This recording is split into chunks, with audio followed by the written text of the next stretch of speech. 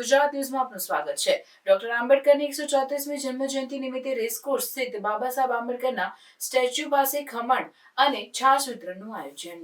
વિશ્વ વિભૂતિ ડોક્ટર બાબા સાહેબ આંબેડકરની 134મી જન્મજયંતિએ સૌ ભીમ અનુયાયીઓના વધામણા અને શુભેચ્છાઓ સાથે અભિનંદન પાઠવ્યું છે. 14મી એપ્રિલના રોજ બાબા સાહેબની જન્મજયંતિની ઉજવણીના ભાગરૂપે વિનુદાદા અંબાડાવાલાના માર્ગદર્શન હેઠળ વડોદરા અનુસૂચિત જાતિ કેળવણી મંડળ, ગૌતમ બુદ્ધ માનવ સેવા સમિતિ અને સિદ્ધાર્થ સેવા ટ્રસ્ટના સંયુક્ત ઉપક્રમે તમામ કર્મશીલો વિનુદાદા અંબાડાવાલા, ગિરીશભાઈ રાઠોડ, અશોકભાઈ પરમાર, નટુભાઈ પરમાર, ડાહ્યાભાઈ, કિરીટભાઈના ઉપક્રમે આયોજન કરવામાં આવ્યું. વડોદરા રેસકોર્સ સ્થિત બાબા સાહેબ આંબેડકરના સ્ટેચ્યુ પાસે ચા, મિનરલ વોટર અને સ્વાદિષ્ટ પૌષ્ટિક ખમણ નાસ્તાની સાથે ઠંડી લિજ્જતદાર છાશ વિતરણ કરવામાં આવ્યું.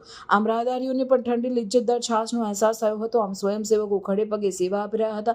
સુંદર પ્રશાસનીય વ્યવસ્થા કરવામાં આવી હતી. તો સૌ ભીમ અનુયાયીઓ તથા આમ જનતા દર્શનાર્થે આવતા તમામ માટે આરામદાયક બેસવાની વ્યવસ્થા કરવામાં આવી. સવારે 7 વાગ્યાથી જ માનવ મહેરામણ ઉમટી પડ્યો હતો અને બાબા સાહેબ આંબેડકરના સ્ટેચ્યુને પુષ્પાંજલિ અર્પણ કરી શુભેચ્છાઓ વ્યક્ત કરીને આવનાર ભીમ અનુયાયીઓને સ્વાગત સન્માન કરવામાં આવ્યું. અન્ય સંગઠનો અને સંસ્થાઓ દ્વારા મેડિકલ કેમ્પનું આયોજન કરવામાં આવ્યું.